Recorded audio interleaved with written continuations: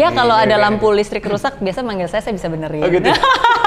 Semua anak-anak muda bisa melihat passion dari sudut pandang seperti itu. Jadi inti dari passion itu sebenarnya suffering, penderitaan. Bagaimana kita mau bersabar dan menderita untuk sesuatu yang kita cintai.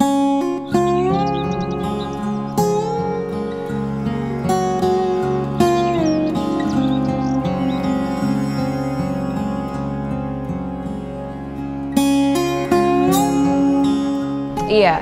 Oh, oke. Kegagalan dan perjuangan buat seorang Miss Mary. Iya. Sahabat sih bagi saya. Sahabat, iya, ya? karena kenapa bisa itu? Ya karena itu sesuatu yang musuh ya, bukan musuh ya? Bukan, karena kalau kita memusuhi kegagalan, kita akan stres sendiri. Karena seperti saya bilang, di hidup ini itu kita akan lebih banyak gagalnya.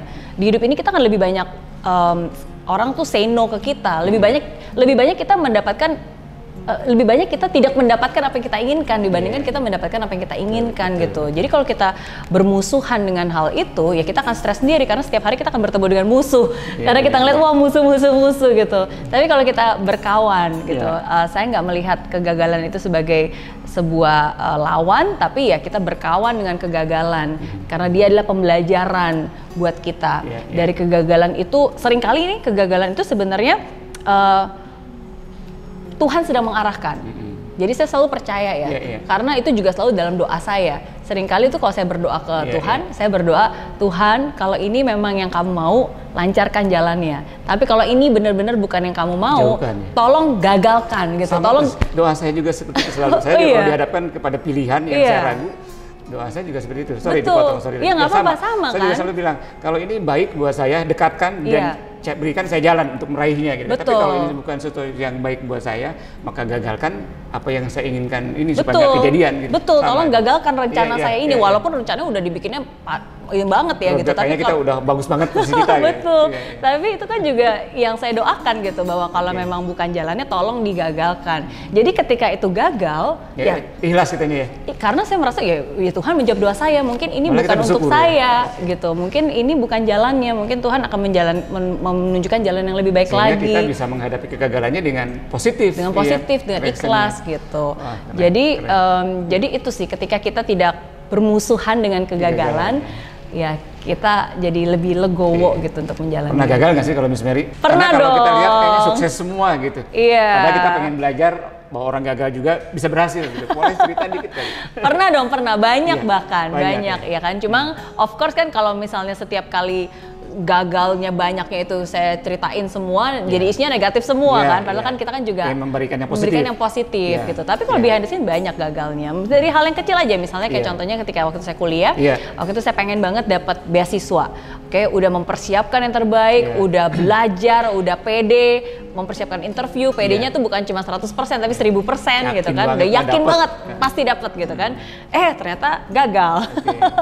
Iya, tapi of course sekarang kalau saya kilas balik, saat itu mungkin kita agak sedikit kecewa. Kecewa banget. Kecewa banget ya. Kesel banget gitu.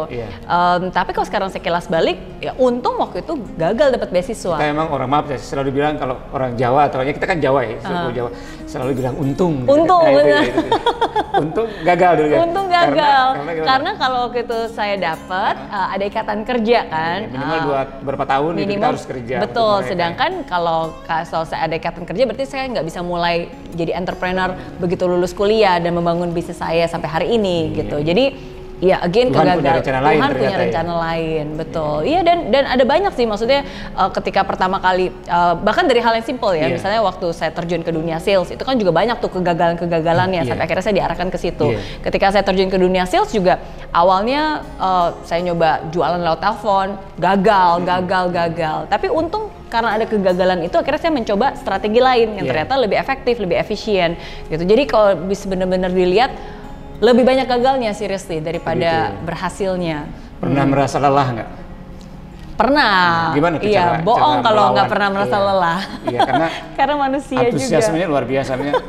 Pada saat lelah, pada saat jatuh, itu gimana cara supaya bangkit lagi? Lelah pasti ya, namanya juga manusia. Tapi untungnya mungkin kayak seperti saya atau seperti Pak Tantan, kita sadar. Jadi kalau kita lagi lelah, kita lagi capek gitu, kita at least buat saya tahu, oke, berarti kondisi lagi nggak baik nih. Saya harus merefresh sendiri, saya harus merecharge. Kalau misalnya saya lagi sedang mengeluh atau lagi sedih, oke, berarti nggak boleh lama-lama nih sedihnya, Yeah. ya kan? Mendingan ya udah boleh sedih, tapi ya kita kan mengatur kadaluarsa kita sendiri sedihnya. Jadi lebih cepat untuk bisa move on-nya. Dan biasanya cara yang paling Caranya gimana tuh? cara yang paling ada banyak cara sebenarnya, tapi salah satu hal yang paling efektif adalah saya kan selalu punya buku mimpi tuh. Saya punya 2 tipe buku sebenarnya. Buku yang saya buat sendiri, yang satu dream book, di mana saya tempelin buku hal-hal yang saya inginkan, mimpi-mimpi saya semua di situ, ditambah ayat-ayat yang menguatkan. Jadi kalau saya udah benar-benar down banget, saya buka buku itu dan saya akan teringatkan kembali akan mimpi-mimpi yang ternyata sudah terwujud dan mimpi-mimpi kedepannya lagi gitu yang meng-excite saya. Gitu. Jadi itu ternyata kita banyak banget kemiripan. Sama saya ya? punya buku dulu, tapi emang udah lama nggak nulis lagi mimpi itu sih. Iya, betul. Saya waktu masih sekolah gitu ya, nulisin tempat-tempat yang pengen dikunjungin. Padahal waktu itu juga masih anak seorang petani kan. Iya. Waktu itu saya udah berani nulis London lah, Jepang lah, atau naik haji lah. Apa saya udah berani nulis waktu belum kerja malah. Iya. Ya emang surprise sih. Apa yang kita tulis kejadian betul, sih. Betul. Ya, jadi saya selalu bilang nggak apa-apa berani tulisin aja dulu. Benar. Berani aja nulis. Bahkan saya ngajarin ke anak saya tuh, Mbak Mirsa agak potong ya. Iya. Anak saya punya anak 3 kan. Saya selalu ajarin ke anak-anak saya kalau kalian punya mimpi, tempelin gambarnya di lemari. Pada saat setiap buka kebuka kan. Iya. Jadi anak saya ada yang nempelin NASA karena emang anak paling kecil itu pengen menjadi seseorang yang aktif di NASA lah nanti, apakah di kantornya di mana gitu ya. Yang kedua, nempelin gambar masjid sama Stadion Barcelona di kamarnya yang cowok. Dan Stadion Barcelona ini ya udah terlaksana gitu di beberapa tahun lalu. Jadi itu jadi memang bener sih ditulis. Jadi dream book itu bener juga ada ya. Betul, ditulis, digambar. Kalau misalnya ada gambar yang merepresent, ditempel gitu kan, dan taruh di tempat di mana kamu bisa melihat itu dengan jelas. Dan terus-menerus. Bahkan kalau bisa dijadiin wallpaper di desktop juga bisa gitu. Jadi intinya itu ditulis. Yang bagian ini di bagian sharing saya belum pernah cerita karena takutnya ini cuma kejadian di saya doang. Ternyata seorang Miss Mary Riana yang super hebat juga sama. Dulu hanya berani menulis gitu kan. Iya. Dulu bayangin Mbak Mary, saya itu dulu cuma sanggup traveling itu paling jauh tuh ke Bandung gitu kan. Jakarta aja belum pernah. Tapi saya udah berani nulis London, Jepang gitu dan ya ternyata ya itu caranya Tuhan yang akhirnya ya apakah karena buku itu atau karena suratannya udah ditulis apa itu nggak tahu ya. Tapi emang itu kejadian sih. Betul. Karena itulah kita harus yakin dulu baru mungkin. Jadi kalau kita aja nggak yakin ya gimana nanti bisa jadi mungkin kan? Kalau kita yakin, kita percaya gitu kan, kita aminkan. Ya yang tadinya nggak mungkin pun jadi mungkin. Atau Tuhan ganti yang lebih baik lagi. Atau Tuhan ganti yang lebih baik lagi. Betul. Luar biasa, banyak banget pencerahan yang didapat. Pertanyaan berikutnya, Miss Mary kan sekarang udah menjadi seorang influencer yang sangat terkenal gitu ya di berbagai TV, di acara di mana saya lihat saya udah tonton banyak gitu kan. Terima kasih. Dia sebagai influencer, edukator, kemudian pengusaha itu apa? Entrepreneur di saat usia yang sangat muda. Waktu itu kan belum 40 ya kejadiannya. Kok bisa ya Miss sukses di usia muda yang dengan background yang tadi diceritakan di awal waktu mau ke Singapura itu. Iya. Miss Mary sendiri juga gimana tuh ngerasanya? Kok bisa saya gitu gimana? Iya, bersyukur ya, of course ya. Tapi kalau misalnya saya lihat lagi sih, sekarang saya udah nggak terlalu muda. Kalau dibandingkan nih, karena menurut saya success is getting younger. Kalau zaman dulu, kayaknya sukses di usia 40 tahunan, wow, luar biasa gitu kan. Life begin at 40 dulu betul. Terus sekarang anak belasan udah CEO ya. Sekarang sebenarnya anak belasan juga udah punya usaha sendiri, anak 20 tahunan juga udah sukses gitu. Jadi sebenarnya ya bersyukur mungkin pada saat itu berhasil ya di usia muda. Tapi anak-anak sekarang jauh lebih muda, lebih cepat suksesnya sebenarnya gitu. Nah, tapi mungkin satu hal yang saya selalu yakini yaitu karena karena pada saat itu mungkin saya punya bahan bakar yang begitu besar. Saya punya drive, saya punya reason, dan dorongan itulah yang membuat saya jadi lebih mau untuk bekerja keras. Jadi masa muda saya terus terang waktu itu benar-benar saya habiskan bukan untuk foya-foya, senang-senang, benar-benar kerja 14 jam tiap hari nonstop 7 hari selama seminggu, dan itu selama bertahun-tahun gitu. Jadi ya itu karena saya percaya ada harga yang harus dibayar untuk sebuah kesuksesan. Betul. Lebih baik saya bayar harga itu selagi saya masih muda, masih punya tenaga, masih punya banyak waktu gitu, daripada nanti ketika sudah berkeluarga. Siapapun bisa sukses, orang manapun, latar belakang apapun, yang penting mau nggak bayar harganya. Betul. Mau capek apa enggak, mau kotor-kotor apa enggak, mau sacrifice apa enggak gitu kan ya. Betul. Dan inilah Mary Riana di usia yang 40-an sekarang. Mimpi berikutnya ya, mungkin sahabat bicarapagi.id ada yang belum nonton vlognya di Mary Riana channel gitu kan. Cerita sedikit mimpi-mimpi berikutnya yang ingin diraih itu apa? Thank you, terima kasih. Saya sudah nonton dengan background ini. Ya. Tapi mungkin ada sahabat bicarapagi.id yang belum nonton, mungkin boleh sharing sedikit. Thank you. Yes, jadi tepat di tahun 2020 ini usia saya 40 ya kan. Dan everybody say life begins at 40 ya. Tapi kalau buat saya sih memang udah ritual sih, setiap 10 tahun sekali saya selalu punya resolusi. Jadi ulang tahun ke-20 waktu itu mimpinya pengen jadi orang sukses dapat $1 juta. Ulang tahun ke-30 saya pengen bukan untuk mendapatkan juta-juta dolar, tapi bisa menciptakan dampak positif dalam kehidupan jutaan orang di Indonesia. Dan di usia saya 40, mimpi saya adalah saya ingin bisa menciptakan dampak positif dari Indonesia untuk dunia. Nah, jadi itu sih yang menjadi go global sekarang ya. Go global gitu. Karena menurut saya banyak hal yang bisa dilakukan untuk orang-orang Indonesia dan sudah sebenarnya membanggakan dunia. Saya tuh paling seneng kalau setiap kali saya lagi travel, misalnya yang simple lah, contohnya kayak ke Singapura gitu kan. Terus kalau di Singapura tiba-tiba ada iklan Gojek gitu gede-gede, saya ngerasa kayak wah gila ini punya negara gue nih gitu. Jadi ada kebanggaan tersendiri gitu kalau produk-produk buatan Indonesia itu ada di luar negeri. Dan saya yakin bukan hanya Gojek atau Traveloka dan yang lain-lain, ada banyak sekali gitu. Dan itulah yang menjadi fokus saya. Karena menurut saya inspirasi saja nggak cukup, inspirasi itu harus menjadi sebuah aksi dan harus ada hasil nyatanya, karyanya apa. Ya, dan salah satu perwujudannya adalah dengan membangun lebih banyak lagi entrepreneur, wirausaha di Indonesia. Jadi itu sih yang menjadi fokus saya selama 10 tahun ke depan. So, langkah awalnya untuk go global kalau boleh tahu apa salah satunya? Langkah awal yang sedang dan akan dikerjakan. Kalau nggak rahasia ya? Tapi kalau rahasia nggak apa-apa. Oke, enggak.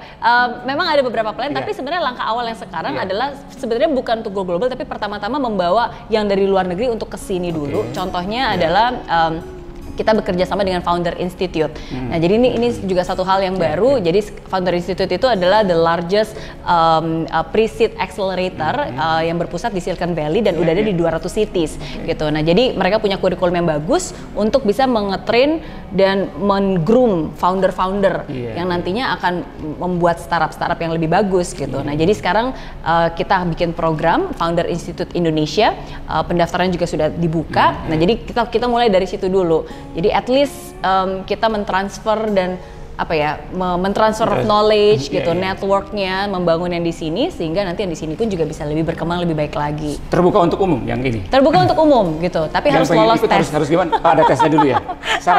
Syarat pertamanya apa sebelum ikut tes? Syarat pertamanya itu sebenarnya ada di fi.co/join. Ntar bisa dicek aja di situ di websitenya. Tapi syarat pertamanya itu adalah harus lulus tes entrepreneur DNA. Karena kita percaya bahwa nggak semua orang itu bisa jadi pengusaha. Nggak semua orang itu bisa jadi seorang entrepreneur gitu. Kalau definisi entrepreneur hanya bangun usaha, punya kartu nama CEO, ya mungkin semua orang bisa karena bikin kartu nama kan nggak mahal. Tapi kalau benar-benar kayak membangun sebuah perusahaan berdampak, growth gitu, itu dibutuhkan sebuah skill set. Nah, jadi tes pertamanya itu ada cukup banyak tes, di mana dari situ kita bisa melihat apakah yang daftar ini, founder ini, mereka punya entrepreneur DNA nggak sih? Mereka punya bakat dan karakter seorang entrepreneur yang baik atau enggak sih gitu. Nah, jadi kalau misalnya mereka lulus skornya dan skornya baik, tinggi, itu baru mereka bisa punya kesempatan untuk mendaftar dan ikut programnya. Jangan-jangan kalau saya ikut tes nggak lolos, DNA-nya jangan nggak ada sih. Karena sampai hari ini belum jadi entrepreneur saya.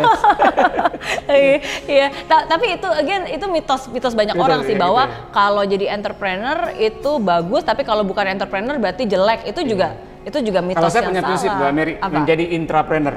Jadi sebagai seorang karyawan yang memiliki penghasilan mungkin kayak entrepreneur, gimana caranya menjadi karakter seorang entrepreneur dipakai, diimplementasikan di dalam pekerjaannya kepada orang lain. Betul. Jadi saya selalu mengajarkan ke tim saya bahwa kalau kalian nggak bisa menjadi pengusaha, kita bisa memiliki karakter seorang entrepreneur dengan cara attitude-nya kita tiru. Betul. Sehingga kita bisa menjadi pekerja yang punya attitude kayak orang entrepreneur. Kan orang entrepreneur tuh semangat juangnya luar biasa. spiritnya juga luar biasa karena istilahnya dia ngejaga uangnya itu kan siang malam supaya nggak hilang kan gitu kan. Nah, kalau karyawan juga punya karakter gitu sih, saya selalu yakin gitu, kalian juga akan sukses gitu. Setuju. Saya menyebutnya intrapreneur. Ya. Setuju banget dengan Pak Tantan ya. Itu memang benar banget sih Pak Tantan. Karena banyak orang kebalik. Banyak orang mereka jadi entrepreneur tapi mindsetnya mindset karyawan. Mentalnya mental karyawan yang nggak akan sukses.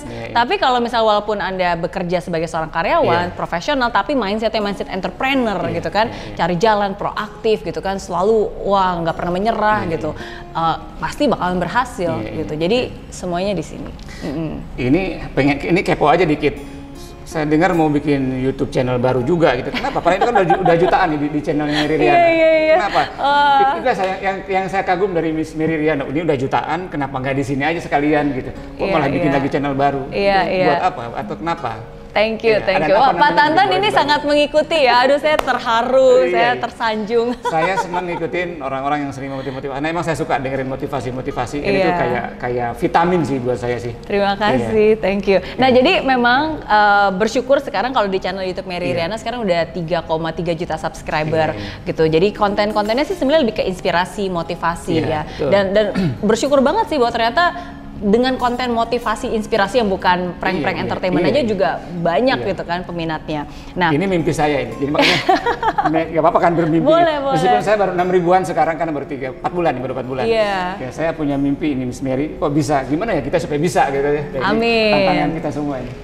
Pasti bisa. Semangat. Amin. Nah, tapi itu kan sebenarnya lebih ke inspirasi dan motivasi ya. Nah, saya buat channel YouTube baru lagi Mary Riana Venture. Nah, ini memang dikhususkan untuk yang tadi visi saya 10 tahun ke depan. Saya ingin benar-benar membangun dan mensupport lebih banyak lagi startup dan entrepreneur di Indonesia. Nah, jadi kalau di channel Mary Riana Venture ini semua konten-kontennya itu lebih bernuansa dan bernafaskan entrepreneur dan startup gitu. Jadi dibedakan. Sekarang di channel Mary Riana memang ada sih beberapa konten-konten karena kan kayak interview, talk show dengan entrepreneur startup juga ada. Cuma biar gampang jadi kita akan pisahkan.